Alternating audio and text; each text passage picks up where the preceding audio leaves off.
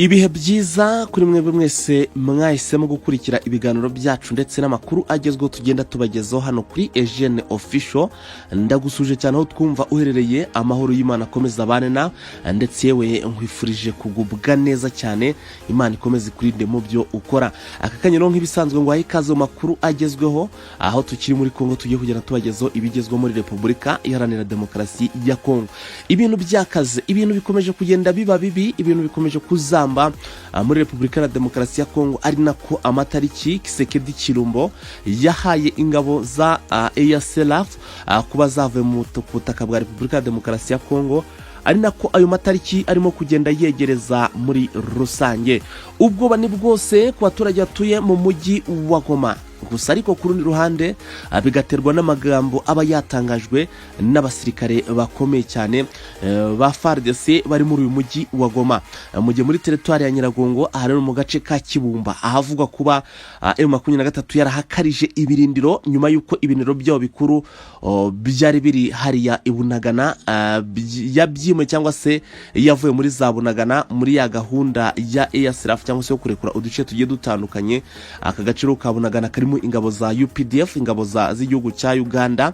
Nyuma rero ko M23 ivuye muri aka gace, ikaba rero ngo ibiniro byo yarabikarije hano muri territoire ya Nyiragongo mu gace kitwa Kibumba. Aha rero niho bivuga ko uruva n'urujya cyangwa se abasirikare benshi kuri tariki 28 ku munsi w'ejo bundi hashyize uruva n'uruza rw'abasirikare ba RDF b'u Rwanda, abaturage babonye berekeza muri aka gace bagana aho M23 iri.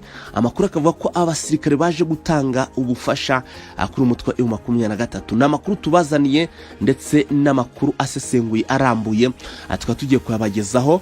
Gusa icyo usabwa, kanda kuri subscribe niba utarayikanda. Birashoboka kuba usanzwe utwumva ndetse we ukunda n'ibiganiro byacu cyangwa se n'amakuru yacu tugenda tubagezaho gatanu kuri gatanu, ariko nyine ukaba utarakanda kuri subscribe. So nicyo gihe rero ngo ukande kuri subscribe kugira ngo tuzajye twibanira mu biganiro nk'ibi bigezwe cyangwa se mu biganiro by'amakuru agezwe ndetse na update hano muri Repubulika Iharanira Demokarasi ya Kongo.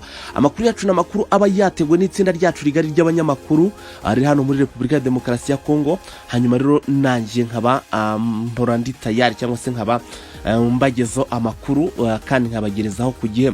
Birumvikana, reka duhere muri umujyi wa Goma. Ibintu bikomeje gucika. Uwitwariye Lieutenant General akaba ari Vianney cyangwa se Vianney Ekenge, akaba rero ari n'umuvugizi wa FARDC w'igisirikare cya leta ya Kongo. Ku munsi w'ejo rero tariki 29 akaba yaravuze amagambo yakuye imitima abaturage batuye muri Repubulika Iharanira Demokarasi ya Kongo. Uyu mugabo rero akaba yaravuze ko ubwoba mu by'ukuri bagomba kunabugira ndetse bakanatangira gukoresha ibishoboka byose bakarinda uyu mujyi wa Goma. Akaba yarashishikarije cyane inzego zishinzwe umutekano izarizo zose, zaba iza polisi, iza gisirikare ndetse n'izindi nzego zisa naho zifite gahunda y'umutekano muri rusange, kuryamira amajanja ndetse bagatangira kwitegura umutwe M23 kuko ngo ukajije imirego ndetse umurego ndetse n'imyitozo ikomeye cyane, yewe ngo bakaba ari no kwitegura kuba batera umujyi wa Goma. Ibi kandi akaba yarakomeje anagenda avuga ko anenga cyane imyitwarire y'igisirikare cya y'ingabo za EAC zikomeje kugenda zibuza FARDC kugera mu duce zirimo cyangwa se uduce M23 yavuyemo, mu gihe nyamara ngo uyu mutwe M23 wo urimo kugenda uhagenda uko wishakiye cyangwa se ugirana umishikirano uhakinira udukino tugiye dutandukanye n'izi ngabo za EACLF. Umugore akaba yaravuze ko rwose anenga cyane uburyo ki EACLF igenda cyangwa se zingabo z'umuryango wa EAC ziri ku butaka bwa Kongo, uburyo ki zikomeje kugenda zihutaza cyangwa se zangira ingabo za Kongo FARDC kwinjira muri utu duce, mu gihe nyamara ingabo za M23 zo zirigwa zikina udukino cyangwa se zigirana agakungu n'izi ngabo za EACLF ziri ku butaka bwa Repubulika Iharanira Demokarasi ya Kongo. Kongo. Twinjire kuri inkuru ivuga ko abasirikare bagera ku gihumbi mu by'ukuri igenekerezo ry'abaturage babonye uyu murongo w'abasirikare uva ngo ku butaka bw'u Rwanda werekeza mu gace M23 iherereyemo. Akaruka kabara agace ka Kibumba, agace M23 yahinduye ibirindiro cyangwa se natwa ngo yashyizemo ibirindiro byayo bikuru nyuma yuko ibirindiro byayo bikuru byabaga muri territoire ya Nyiragongo none kandi ariko mu gace navango ni hariya za Bunagana, ariko nyuma yuko iyi Bunagana iyitanze ikaya ingabo za UPDF, ingabo z'igihugu cya Uganda muri gahunda yo kurekura uduce tugiye dutandukanye nyuma yuko M23 irekuye aha hantu yari ifite ibiniro bya bikuru, ikaba rero ngo yarahise yimura ibiniro byo bikuru ibishyira ahitwa Ikibumba. Aha rero muri territoire ya Nyiragongo ngo akaba ari naho ndetse ngo iri gukorera imyitozo ikomeye cyane. Amakuru aravuga ko abarwanyi ba M23 ariho bari gutegurira urugamba rw'uko bagomba gutera umujyi wa Goma, ndetse we abaturage kuri tariki 28 z'uku kwezi bakaba bavuga ko babonye urujya n'uruza umurongo mugari w'abasirikare b'u Rwanda binjira kuri ubutaka bwa Repubulika ya Demokarasi ya Kongo. Aha rero ngo bakaba barinjiraga muri territoire ya Nyiragongo ihana imbibi n'igihugu cy'u Rwanda. Abaturage bakaba baravuze ko babonye umurongo mugari ugizwe n'abasirikare bari hafi mu gihumbi binjira muri territoire ya Nyiragongo. Hanyuma imbone yacu iri hariya muri iyi territoire ya Nyiragongo ahagana mu gace ka Kibumba ikaba yaremeje ko abaturage bavuga mu by'ukuri bashize amanga ko babonye abasirikare benshi bageze mu gihumbi bari ku murongo munini cyane berekeza muri aka gace ka Kibumba hari muri territoire ya Nyiragongo. Bakaba baravuze ko ari abasirikare b'u Rwanda barimo kwerekeza ahangaha aho M23 iri kugira ngo babe bayiha M4 cyangwa se bayitera inkunga kugira ngo barebe uburyo kibafata umujyi wa Goma. Ibi rero bikaba mu by'ukuri ubwo uyu munyamakuru wacu yabazaga abaturage ibimenyetso simusiga bigaragaza ko ari ingabo z'u Rwanda RDF zaba zinjiye kuri ubutaka bwa Kongo.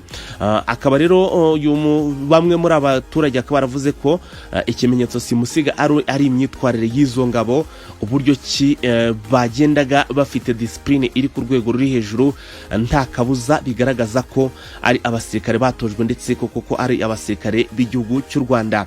Akomeza rero anavuga ko kandi usiba n'ibyo mu by'ukuri akaba yavuze ko abenshi muri bo banakoreshaga ururimi rusa n'aho ururimi rw'Ikinyarwanda. Ibintu rero mu by'ukuri abenshi mu masesenguzi mu by'intambara bavuga ko n'ubundi M23 isanzwe irimo abavuga ururimi rw'Ikinyarwanda, ndetse we banakomeza bavuga ko aba barwanyi nubwo bakekwa ko ari aba RDF cyangwa se b'igisirikare cy'u Rwanda, bakomeza banavuga ko kandi binashoboka kuba ari M23 ahubwo ishobora kuba yavuga muri Sabyinyo igaruka muri ibi bice kuko hanini bavuga ko n'imyitwarire ya M23 isa naho ari y'ingabo z'u Rwanda. Ibintu bikomeje kugenda bituma mu by'ukuri banabitiranye n'abasirikare b'u Rwanda muri rusange. Gusa ariko abaturage baravuga bati rwose bakurikije imyitwarire ndetse nuko izi ngabo zari zitwaye uko zatambukaga ndetse we n'uburyo ki zari zitwayemo, abakaba ngo ari ibimenyetso bigaragaza ko ari abasirikare b'u Rwanda, uburyo ki bitwayemo ngo nta zindi ngabo zitwara muri ubwo buryo atari ingabo z'u Rwanda. Babajije rero aba baturage cyangwa se uyu munyamakuru wacu yabaje niba hari umuturage babahutaje dore ko babanyuragamo, gusa abaturage bavuze ko habe n'uwo bigeze baciraho cyangwa se ngo babe banamuhohotera. Gusa ariko ubwoba abaturage ngo bakaba bafite ubwoba bwinshi cyane nyuma yo batekereza ko imirwano yaba igiye kongera gutangirira muri aka gace ka Kibumba aho rushobora kuza kuba rwambikanira. Ni mu gihe kandi amakuru avuga ko abarwanyi bamwe na bamwe bagiye batandukanye barimo kugenda biyongera cyangwa se biyegeranyiriza muri territoire ya Rucuro ndetse na territoire ya Masisi, aho bivuga ko hashobora kuba ariho hagiye kongera kubera isibaniro y'intambara. Ni mu gihe kandi ku munsi w'ejo bundi hashize birumvikana ari tariki 29. Amakuru anavuga ko M23 yaba yarakozanyijeho n'igisirikare cya leta Kongo.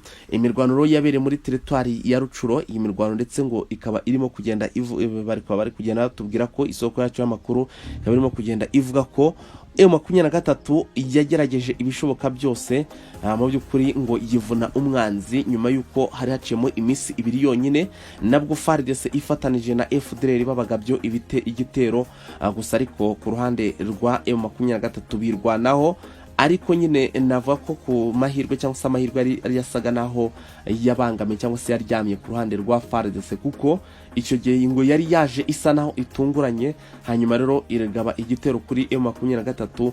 M23 nta kindi cyaje gukurikiraho yasaga naho irimo gusubira inyuma.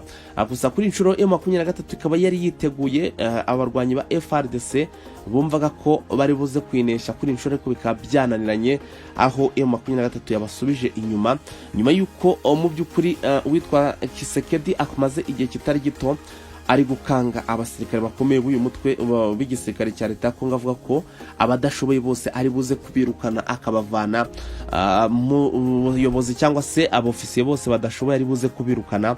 Bakaba rero ngo abofisiye no bari gukora ibishoboka byose kugira ngo bereke Kisekedi ko bashoboye, ari naho rero barimo kurwana ihundura bakataka M23 kugira ngo bagaragarize Kisekedi ko biteguye guhangana n'umwanzi muri rusange.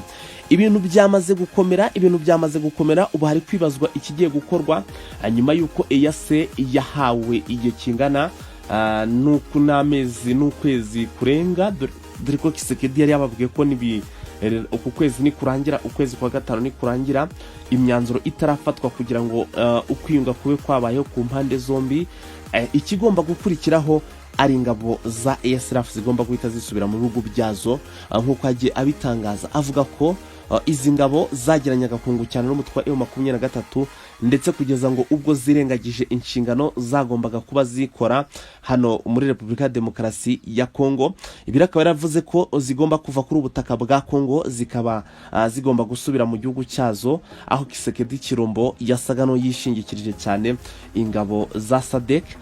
Uyu muryango wa SADC rero ukari wamwemereye ubufasha ko uza kumufasha guhangana n'uyu mutwe wa M23.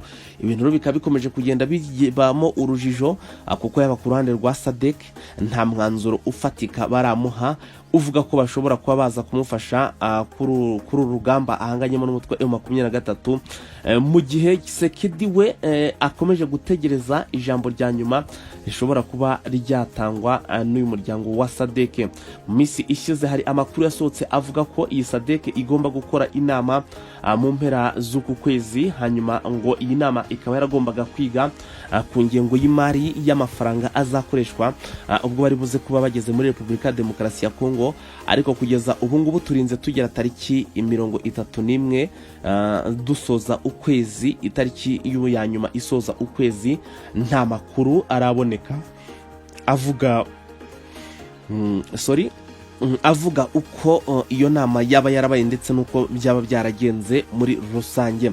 Biro bikaba ari ibintu bikomeje kugaragariza cyangwa se kugaragaza ko SADC nayo ahanini ishobora kuba yarabivuyemo, yaravuye ku mwanzuro cyangwa se yararekuye ikava ku byo yari yiyemeje mu by'ukuri, dore ko ibihugu bimwe na bimwe bigiye bitandukanye byatangiye kugenda bikuramo akabyo karenge bivuga ko ari intambara abanyagihugu batazigera bayivangamo, mu by'ukuri atazigera bagaba ibitero ku mutwe M23. Mu gihe umutwe M23 nawe wari watangaje ko rwose witeguye izi ngabo za SADC ndetse ngo nibaza babarasaho nabo bazabarasaho bakabyitwaramo kinyamwuga. Ijambo abasesenguzi mu bya politiki rero bavuga ko iyi M23 yakoresheje ijambo rikomeye cyane ndetse ngo rinashobora kuba ryarahahamuye cyane izi ngabo za SADC. Zabonye ko zishobora kuza kwatikirira nyamara zikaba ntacyo zipfira cyangwa se zikaba zipfa zivanze mu ngabo y'abanyagihugu kandi igihugu nacyo gishoboye gukemura ibyacyo muri gahunda. Ariko gusa nyuma y'ibyo byose, nyuma y'uko Kisekedi atangiye kubona ko amazi atakiri yayandi, akaba atangiye kugenda ahamagara cyangwa se ababwira amahanga ko ubu noneho agiye gutegura abanyagihugu cyangwa se abasirikare ba FARDC, akaba ari bo batangira guhangana n'umutwe wa 23 kugeza ibintu bigenze neza cyangwa se batsinze umutwe agiye gutegura abasirikare ba FARDC, akaba bahangana n'umutwe wa 23 kugeza ibintu bigenze neza bakayitsinda muri rusange. Ibintu rero bikomeje kugenda bikara, ku ruhande rwa 23 abarwanyi bayo ngo bakaba barimo kugenda rwose bisuganya biyegeranyiriza amaduce tugiye dutandukanye, ndetse ngo na zambunda zabo z'imisada bakaba bakomeje kugenda bongera kuzihanagura cyangwa se kuzisubiza mu kazi, kuko ngo barimo kwitegura bikomeye cyane. Mu gihe witwa Lieutenant General Sylvain Ekengo akaba rero yaravuze ko aba barwanyi ba 23 bakomeje imyitozo iri ku rwego ruri hejuru. Iyi myitozo ngo akaba ari kuyikorera mu duce tugiye dutandukanye, gusa ngo iyi myitozo yose ikaba iri gukorwa abasirikare ba EASRF barebera mu by'ukuri ibi byose 23 irimo gukora, mu gihe ngo umuziro ari uko ngo ingabo za FARDC z'igihugu cya Kongo zishobora kuba zakwinjira muri utu duce. Icyo gihe rero ngo ibintu byasa naho bibaye agatogo, mu by'ukuri ibintu byahindagurika muri rusange. Mu gihe kandi abasirikare bakuru ba FARDC bavuga ko ibi byose byabaye ntacyo byigeze bitanga, ahubwo ari ibyatumye M23 yisuganya ndetse ibona kongeranya imbaraga, hanyuma mu by'ukuri ahubwo ngo ikaba igiye gutangira ku bagabo ibitero nkuko abenshi barimo kugenda babitangaza muri rusange. Ni mu gihe kandi ku rundi ruhande M23 nayo ivuga ko ahubwo ari agahenge FARDC yabonye ko kwiyegeranya ndetse no kugira uko yongera kwiyoruganiza, mu by'ukuri ari nabyo ngo yari isa naho ikeneye muri iki gihe bamaze batarwana FARDC na M23, bitewe nuko ingabo za EASRF azari muri utu duce twakunze kugenda tugaragaramo imirwano muri rusange. Impande zombi rero zikaba zikomeje kugenda zitana ba mwana, zigaragaza ko inyungu zose zabonetse zagiye ku rundi ruhande runaka, ibintu rero bitarimo kugenda bigaragaza mu by'ukuri ko hari umutekano cyangwa se hari n'igishoboka kuba cyahagarika iyi ntambara, ahubwo bikaba birimo kugenda bigaragaza ugututumba kw'iyi ntambara gushya cyangwa se gushaka kugaruka bushya, nkuko amakuru arimo kugenda asa naho abigaragaza muri rusange. Nguko ngayo reka mfate umwanya ngushimira aho twabanye, tuze kuzugaruka mu yandi masaha. Ngende Eugene Official, ciao.